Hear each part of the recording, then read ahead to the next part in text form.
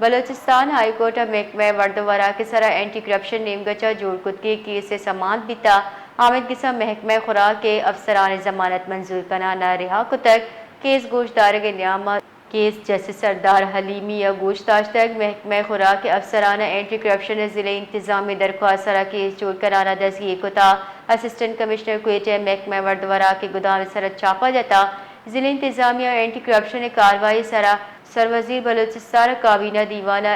برانچانی درشان کتا سروزیر Balochistan chief secretary یا زدت secretary S and G A D H R report لوٹ کتا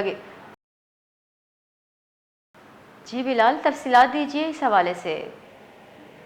جی بالکل، گزشتہ روز بلوچستان ہائی کورٹ میں محکمہ خوراک پر اینٹی کرپشن کی جانب سے بنائے گئے کیس سے متعلق سماعت ہوئی ہے اور عدالت نے محکمہ خوراک کے افسران کی ضمانت منظور کرتے ہوئے ان کو رہا کر دیا ہے۔ ضمانت پر رہا ہونے والوں میں اسسٹنٹ ڈائریکٹر کوئٹہ اسلم شاہ، انچارج گودام سپینی روڈ عبد المتین اور انچارج وائٹ روڈ گودام علاؤدین شامل ہیں۔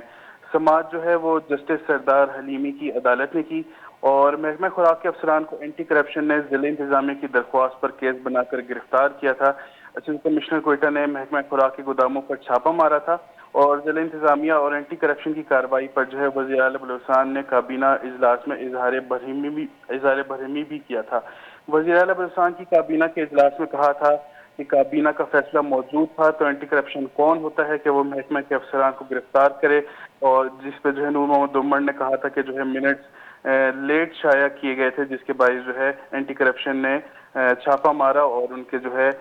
جو محکمہ خوراک کے افسران تھے ان کو گرفتار کر لیا گیا تھا۔ وزیر اعلیٰ بلوچستان نے چیف سیکریٹری کو فوری طور پر secretary S N G A D سے رپورٹ طلب کرنے کی ہدایت بھی کی تھی، تو اسی سے متعلق گزشتہ روز کیس کی سماعت ہوئی اور متعلقہ افسران کو